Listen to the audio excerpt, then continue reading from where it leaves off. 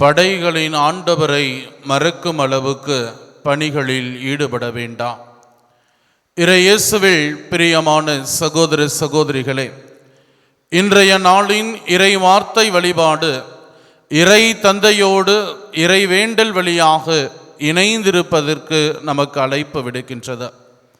இன்றைய நாளின் நற்செய்தி வாசகமானது நேற்றைய நாளின் நற்செய்தியினுடைய தொடர்ச்சியாக இருக்கிறது. இயேசு 5000 பேருக்கு உணவளிக்கிறார்.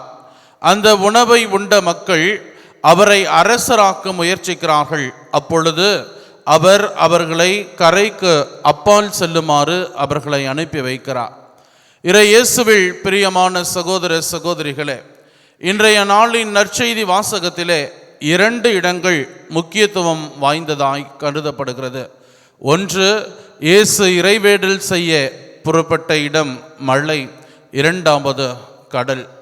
படைகளின் ஆண்டவரை மறக்கும் அளவுக்கு பணிகளில் ஈடுபட வேண்டாம் என்பது மறைந்த திருத்தந்தை புனித 2ஆம் ஜான் பால் அவர்கள் தங்களுடைய அலுவலக மேடையிலே எழுதி வைத்திருந்த வாசகமாக இருந்தது.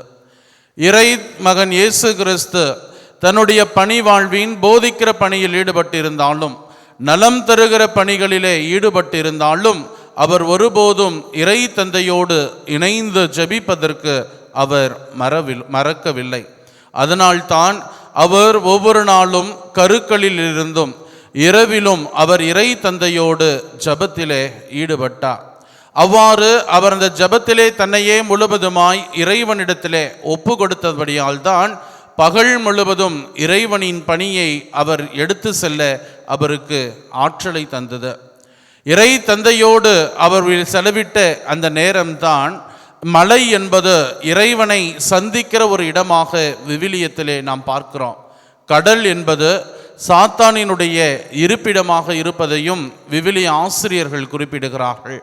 மலையிலே அவர் இறை தந்தையோடு கொண்ட அந்த ஜப அனுபவம் தான் தந்த நாள் முழுவதுமாய் அவர் எதிர்கொள்ளக்கூடிய எல்லா தீமைகளையும் எதிர்த்து போரிட அவருக்கு ஆற்றல் தருகிறது. இறை இயேசுவில் பிரியமான சகோதர சகோதரிகளே, நம்முடைய கிறிஸ்தவ வாழ்வும் கடவுளுக்கேற்ற ஒரு வாழ்வாக, நம்முடைய வாழ்வும் தீமைகளை எதிர்த்து போராடுகிற அந்த போர்க்களத்திலே வாழ்ந்து கொண்டிருக்கிற நீங்களும் நானும் இறை தந்தையோடு கொள்ளக்கூடிய அந்த ஜப அனுபவமும் அந்த ஜப உறவும் தான் நம்மை எல்லா விதமான தீமைகளையும் எதிர்த்து போராட நமக்கு ஆற்றல் அளிக்கிறது. ஆனால் என்ன நடக்கிறது என்றால், பல நேரங்களிலே நாம் நம்முடைய பலவிதமான பழிகளின் இடையிலே படைகளின் ஆண்டவரை மறந்து விடுகிறோம்.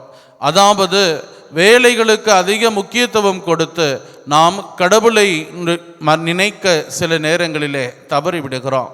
புனித அன்னை தெரேசாள் மிக அழகாக சொல்லுவார், இந்த நாள் முழுவதுமாய் இறைவனின் அன்பு பணியை செய்வதற்கு நான் பெற்றுக்கொள்ளக்கூடிய அந்த நற்கருணையும் இறைவனின் முன்னிலையில் நான் செலவிடக்கூடிய அந்த 1 மணி நேர தனி ஜபமும் தான் எனக்கு ஆற்றல் அளிக்கிறது என்று சொல்லுவார்.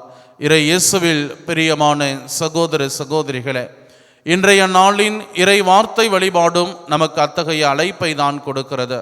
இறை தந்தையோடு நாம் இணைந்திருக்கிற பொழுது, யோவான் எழுதிய நற்செய்தி 10ஆம் அதிகாரத்தில் வாசிக்கிறதை போல, திராட்சை கிளை அதன் செடியோடு இணைந்திருக்கிற பொழுது அதன் பலன் தருகிற போது, நாம் ஆண்டவரோடு ஜபத்தின் வழியாக இணைந்திருப்பதன் வழியாக நாமும் மிகுதியான பலனை தர முடியும். இறை தந்தையோடு ஒவ்வொரு நாளும் இணைந்தவர்களாக கிறிஸ்தவ வாழ்க்கை பயணத்தில் பயணிக்க வரம் வேண்டி ஜெபிப்போம். ஆமேன்.